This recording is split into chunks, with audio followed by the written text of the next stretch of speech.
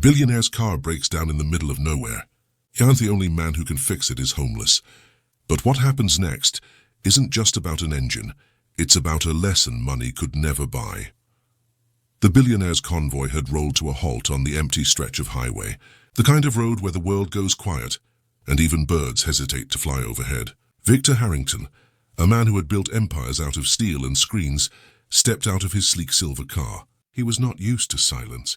Engines obeyed him. Markets bent to his decisions. But this afternoon the silence mocked him. The car that symbolized his status, a limited edition machine worth more than some people would earn in a lifetime, sat stubbornly still. The hood steamed.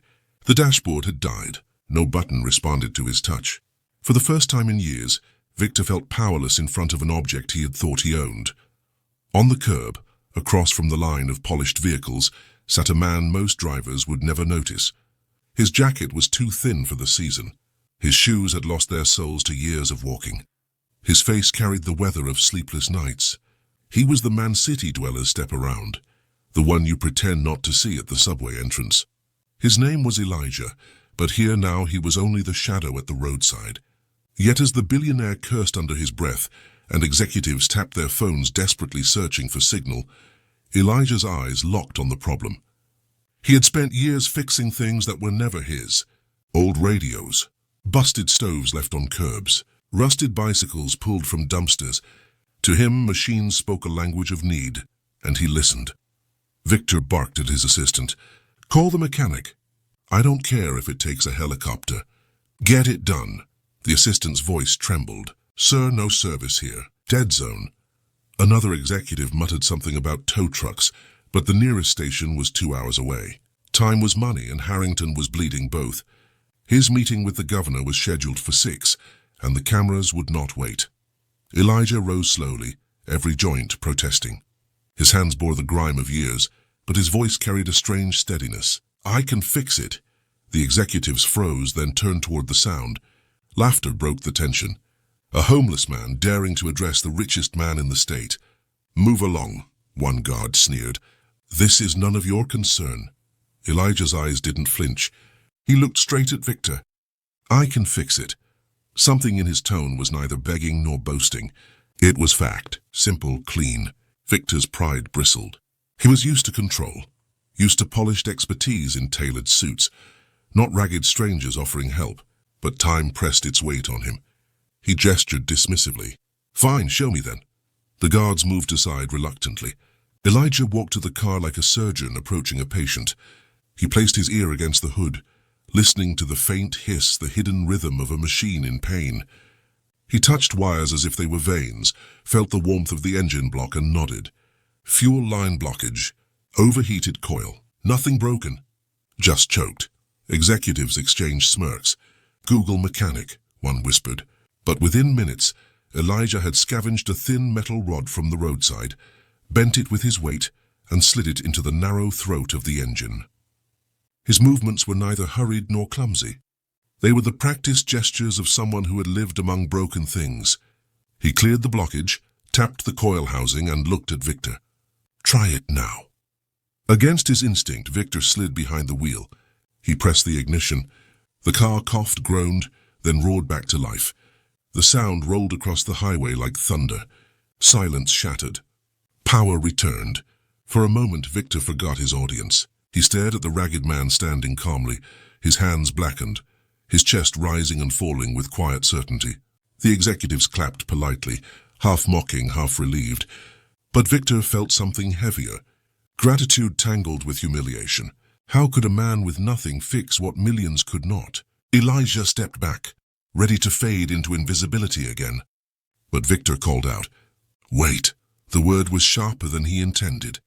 The billionaire, unaccustomed to needing, struggled with the weight of it. "What do you want for this?" Money was his language, his default. He pulled a wallet heavy with bills. Elijah looked at it, then shook his head. "I didn't do it for that." His voice cracked but held.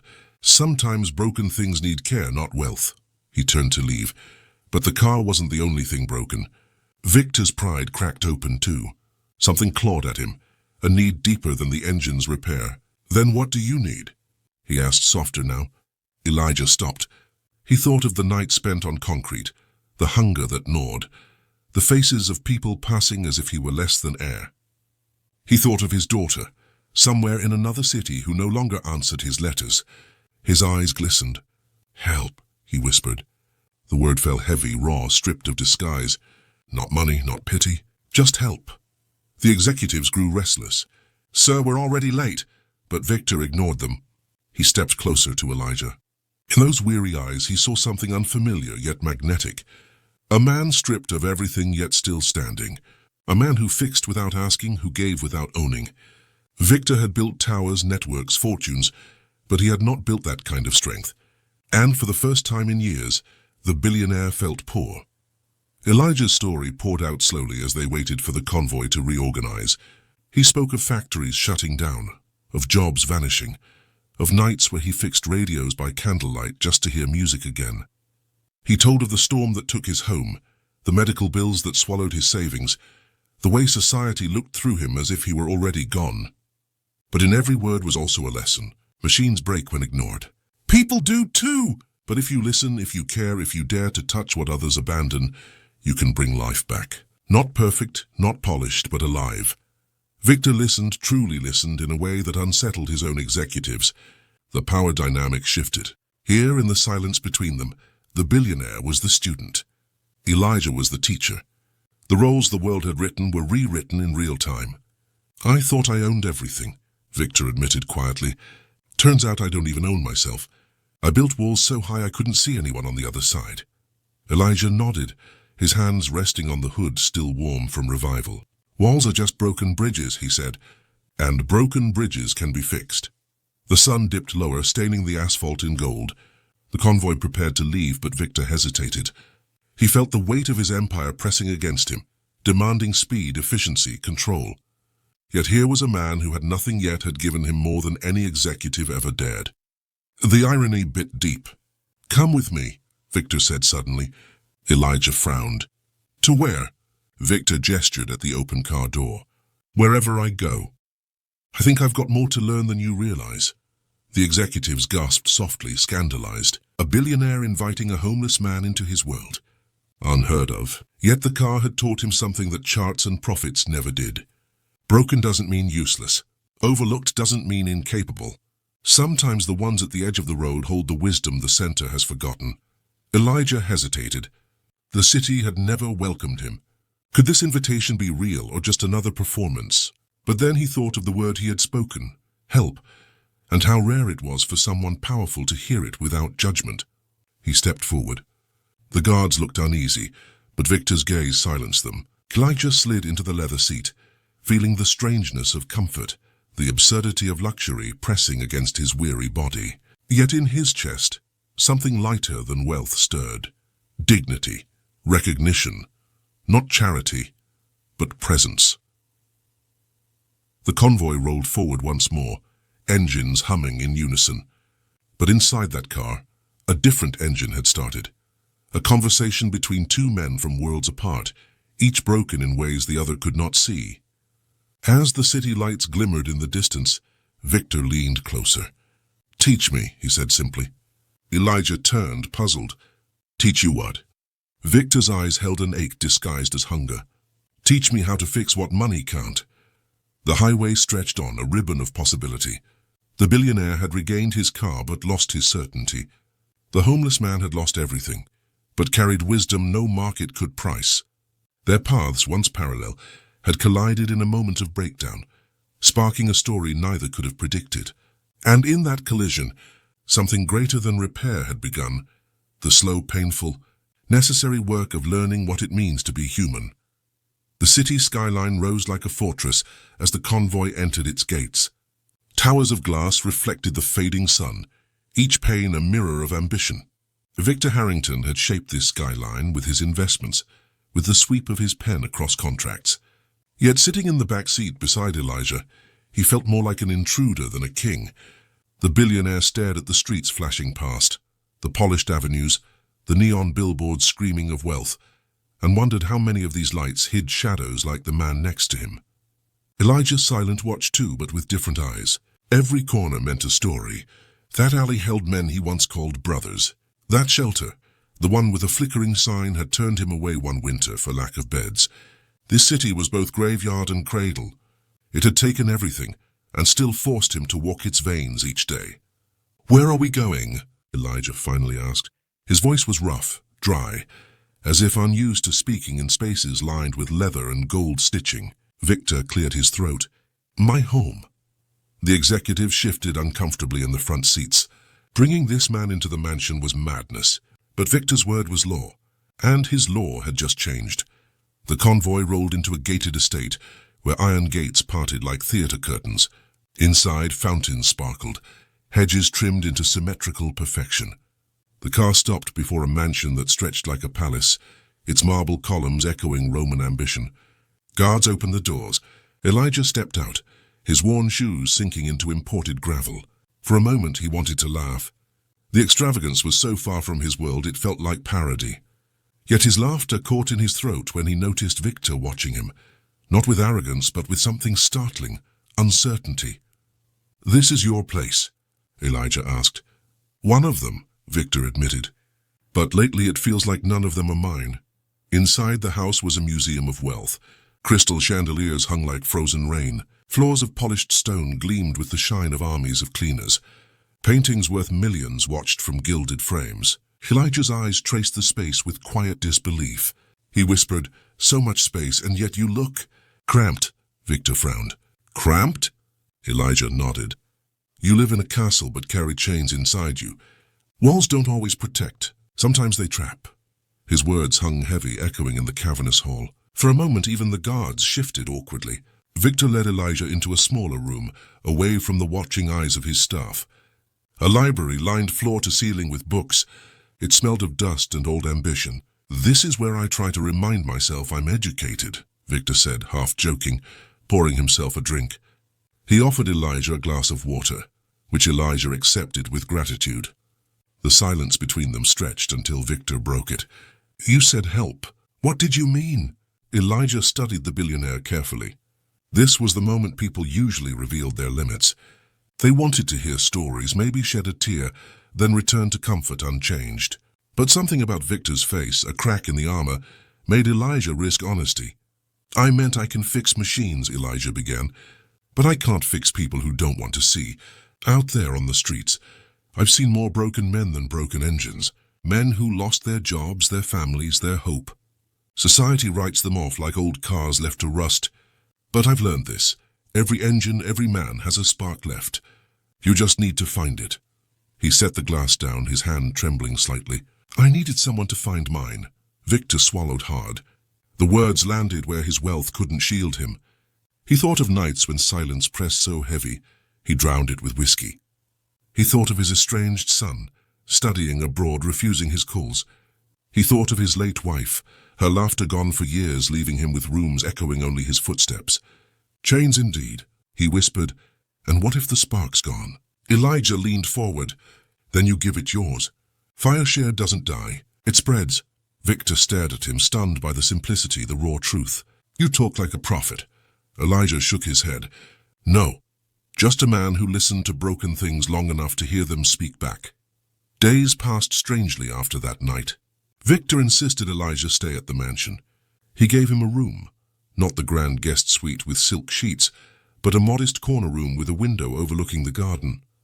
Elijah accepted with suspicion, but also with gratitude. For the first time in years, he slept without cold concrete beneath him. For the first time, he woke to sunlight instead of sirens.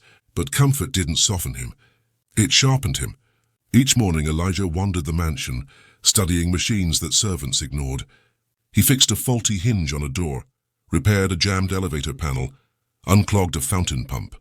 Wherever something small was broken, he restored it. Staff began whispering. The homeless man was becoming part of the house. Victor watched this transformation with fascination. Here was a man who had nothing yet moved with quiet dignity. He worked not for pay, not for status, but because brokenness offended him. And slowly Victor began to ask him questions, not about engines, but about life. "Why did you never ask for money on the street?" Victor asked one morning over coffee. Elijah shrugged. "Money disappears. Respect lasts. And people rarely give either. But if I fixed something, even small, I felt seen for a moment. Victor thought about the billions he'd accumulated, the respect that came not from who he was, but from what he owned. He envied Elijah's strange pride, his rootedness in nothing but skill and honesty. The contrast gnawed at him, and so Victor began to test him. He invited Elijah into board meetings, shocking his executives. "What's he doing here?" one protested. Victor silenced them. Elijah sat quietly at first, listening. But when charts of failing projects and strategies filled the screens, he spoke. "You're looking at numbers as if they're alive. But they're dead without people. Machines run on fuel. Companies run on trust. You've broken it, and now you wonder why it stalls." The room went silent. Executives shift uncomfortably. Victor leaned back, a smile tugging at his lips. "You see, gentlemen, wisdom doesn't always come in a tie." That day marked a shift. Some scoffed. Others listened. But all knew something had changed. Elijah was no longer invisible, yet the world beyond the mansion didn't forget his past. One evening, as Elijah walked outside the gates, two men approached, old acquaintances from the shelters. They mocked his new clothes, accused him of betrayal. "Forgot where you came from?" one sneered. Elijah shook his head. "I carry where I came from every step, but I won't carry the chains you still choose." They lunged, anger boiling into fists. Guards intervened, but the encounter left Elijah shaken. Inside, Victor noticed his quiet. "What happened?" Elijah told him. Victor's face hardened. "You're safe here." But Elijah replied softly, "Safety isn't freedom, and fixing one car won't fix a world built to break men like me." The words haunted Victor. That night, he walked through his mansion, each room echoing emptiness. Wealth had bought silence, not peace, and now a man who owned nothing had shown him the cracks in his empire. Victor stood before a mirror, staring at his reflection. "Teach me," he whispered again. This time not to Elijah, but to himself. "Teach me how to fix what money can't." The next morning, Victor made a decision that would stun the city. He announced a new initiative, not crafted by consultants, but inspired by Elijah, a foundation to repair lives, not just fund them. Housing, job training, mental health support. Executives called it madness. Investors worried, but Victor ignored them. For the first time, he felt alive, not because of profits, but because of purpose. Elijah watched from the sidelines, hesitant. He had seen promises before. But when Victor invited him to speak at the launch, to tell his story publicly, Elijah trembled. "I'm no speaker," he said. Victor smiled. "You're a teacher. Just let the world hear you." The day of the launch, cameras flashed, reporters shouted. Elijah stood on stage beside the billionaire, his ragged past lit by the glare of spotlights. His voice shook at first, but then it steadied. He told the truth, of nights cold enough to numb hope, of fixing radios just to hear music in the dark, of a car on a highway that changed everything. The crowd fell silent. For once, they listened not to a billionaire's forecast, but to a homeless man's wisdom. "We are all engines," Elijah said, his eyes sweeping the audience. "And engines break. But if you care enough to listen, to repair, not replace, then maybe, just maybe, we can all run again." Applause erupted. Not polite, not staged, real, thunderous.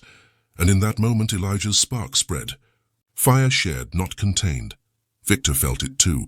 For the first time in decades, his empire wasn't about him. It was about building bridges out of broken walls.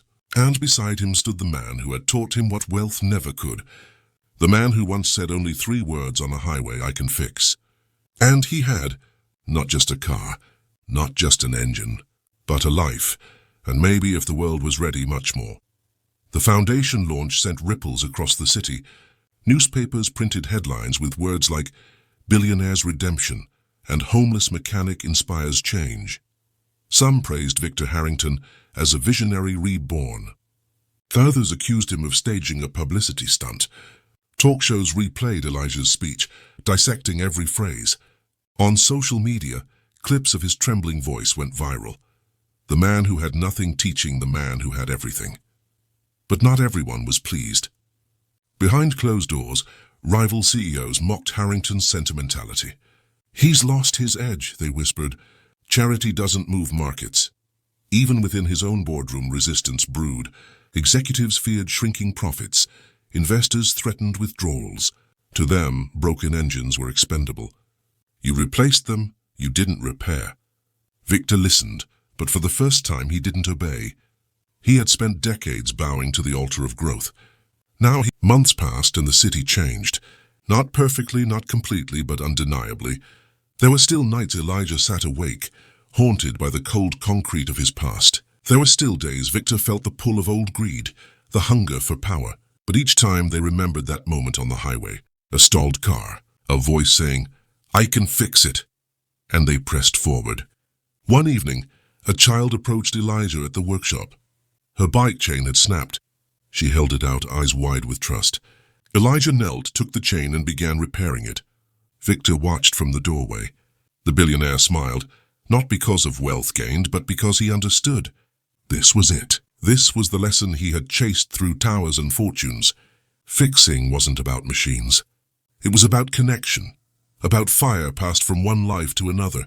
As the bike wheel spun freely again, the child grinned. "Thank you," she shouted, riding off into the night. Elijah stood, wiping his hands, and looked at Victor. Another engine running. Victor nodded. Another life moving. They stood in silence, the night humming around them, both knowing the work was endless. But for the first time, endless didn't feel like despair. It felt like hope. And so the story lived on. A billionaire who thought he had everything, and a man who thought he had nothing, meeting on a broken highway. One engine stalled, another heart ignited. Two lives, both cracked, both repaired in ways no mechanic's manual could teach. The world would remember the speeches, the headlines, the fire. But for them, it would always come down to three words whispered against the roar of silence. I can fix. If this story moved you, remember, it's not just about a billionaire or a man on the street. It's about us. All of us carry broken pieces. All of us carry sparks. And maybe the greatest thing we can do is share that spark. Fix what others think can't be fixed. So if you felt the fire tonight, don't let it stop here. Hit that subscribe button. Join this community and be part of something bigger than just a story. Because every view, every share, every voice keeps the engine running. And who knows, the next story might just fix something inside you that you didn't know was broken. Stay with us. Stories like this, they're only the beginning. Elijah, meanwhile, struggled with his new reality. For years he had been invisible. Now strangers stopped him on the street, asking for selfies, calling him a symbol. He wasn't used to being looked at. Fame, even in fragments, felt like another chain. One evening, after a day of endless interviews, Elijah retreated to the garden of the mansion. He sat by the fountain he had repaired, listening to the steady trickle of water. Victor found him there. "You disappeared from the party," he said. Elijah shrugged. "I'm not a party man, too much noise, too many faces. I still hear the streets calling me." Victor sat beside him, the billionaire and the forgotten man, both staring at the water. "Do you regret helping me?" Victor asked quietly. Elijah shook his head. "I regret that it took so long for someone like you to listen." The words cut deep, but they were not cruel. They were truth. And Victor, to his own surprise, welcomed them. He had built his life on avoiding weakness, but now weakness had become his doorway to strength. Yet life beyond the mansion was harsher. One night Elijah visited the shelter where he once slept. Inside, men huddled on thin mats, their eyes hollow. When they saw him, whispers spread. Some welcomed him, proud to see one of their own rise. Others spat accusations. "You're one of them now, sitting with billionaires while we rot." Elijah's chest tightened. He wanted to shout that he hadn't forgotten, that he was still theirs. But the truth was complicated. He had tasted comfort, and returning to hunger was unthinkable. He walked back to the mansion under the weight of betrayal from both worlds. Too rich for the poor, too poor for the rich. The following week, Victor took Elijah to a board meeting in another city. The room was polished chrome and glass, every chair occupied by someone who had built fortunes on efficiency. Elijah sat quietly as presentations droned on. Charts of profit margins, graphs of layoffs justified as optimization. At one point, a young executive smirked. "With all due respect, why is he here?" The word "he" dripped with contempt. Elijah looked up, his eyes steady. "I'm here because you don't hear what's breaking. Numbers don't scream when they crack. People do. You just don't listen." Silence followed. The billionaire's empire had found its conscience in a man they dismissed. Victor defended him fiercely, but pressure mounted, stocks dipped, analysts declared him reckless. "Compassion doesn't pay dividends," one headline sneered. But Victor had learned something Elijah once said: broken bridges can be fixed. He began reaching out directly to workers, walking factory floors, listening to their grievances. Cameras followed, some calling it revolutionary, others branding it a circus. Yet as he listened, as he shook hands calloused by labor, Victor realized he was learning the language Elijah had mastered, the language of broken things. But storms always come. Late one evening, while Elijah was repairing a flickering light in the mansion's hallway, Victor's estranged son returned from abroad. Marcus Harrington, tall, sharp, and bitter. He walked into the house like a storm. "Father, what is this? The whole world is laughing at you. A tramp becomes your advisor, a joke becomes your legacy." Victor stood firm, but Elijah felt the old sting of invisibility return. He excused himself, but Marcus's voice followed. "You think he's your friend. He's using you. When he's done, he'll take what he can and disappear." Elijah didn't sleep that night. Doubt gnawed at him. Was he truly helping, or was he just a symbol Victor used to soothe his own guilt? The mansion's comfort began to feel like a trap. At dawn, Elijah packed his few belongings, including a wrench he had carried since his first job. He left a note on the desk. "Engines only run when you use them. Don't let this stall. Elijah." Then he walked out, back toward the streets that had shaped him. Victor woke to the note. Panic rippled through him. For years he had been surrounded by thousands, yet felt alone. Now, for the first time, he felt the emptiness of one man's absence. He ordered his driver, ignored his advisors, and set out to find Elijah.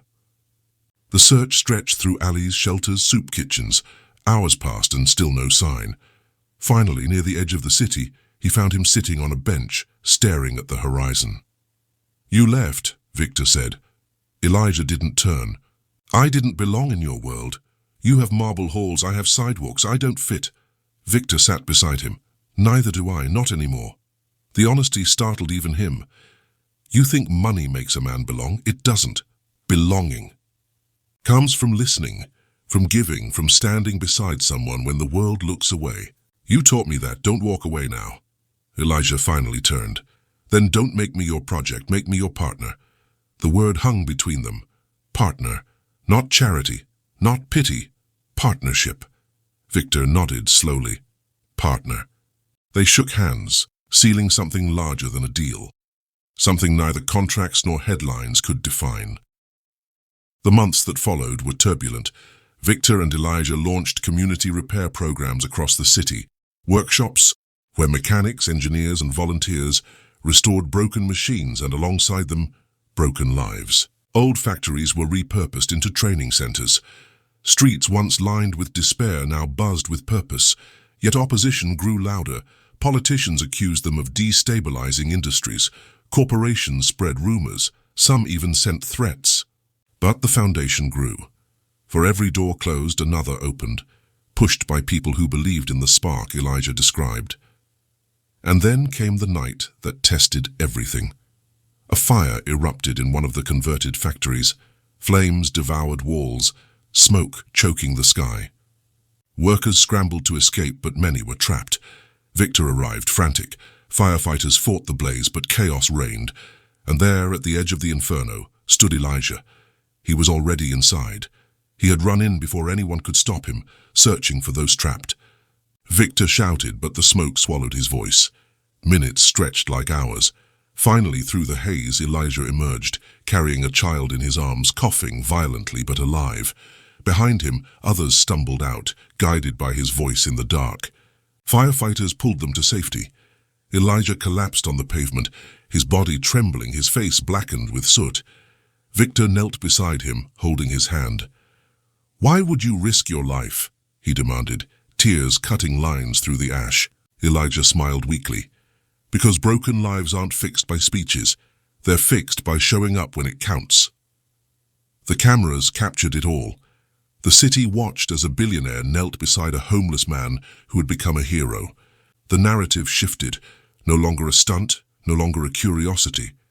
This was fire made flesh, a story too raw to be manufactured, and in that moment, the foundation wasn't Victor's, it wasn't Elijah's, it was theirs. As the sirens faded and dawn painted the sky, Victor whispered, "You saved them. You saved me." Elijah closed his eyes, exhausted but smiling. "No, we saved each other."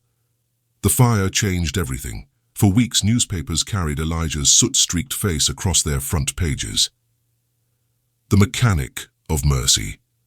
One headline read, "Talk shows replayed the footage of him carrying the child out of the flames, the billionaire kneeling beside him. Donations flooded into the foundation. Strangers sent letters of thanks. Families who had once been invisible now felt the city's eyes on them. But with fame came danger. The more Elijah became a symbol, the more enemies sharpened their knives. At a press conference days after the fire, Victor stood beside Elijah. Cameras flashed like lightning, reporters shouting questions. "Mr. Harrington, is this partnership sustainable? Elijah, do you see yourself as a leader now?" Elijah raised his hand, the noise falling to silence. "I'm not a leader," he said, his voice low but clear. "I'm a fixer. I fix what's broken. But some things need all of us. This isn't about me or about him. It's about us learning not to throw people away like spare parts." His words cut through the noise, piercing even the most cynical hearts. Elijah chuckled softly. "Don't make me a saint. I'm still just a man trying to fix what I can." His eyes clouded for a moment. "And I know I can't fix everything." Victor studied him. "Maybe not. But you lit a fire that will keep burning." Not long after, the city council invited Elijah to speak officially. He walked into the chamber, a place where voices like his were rarely heard.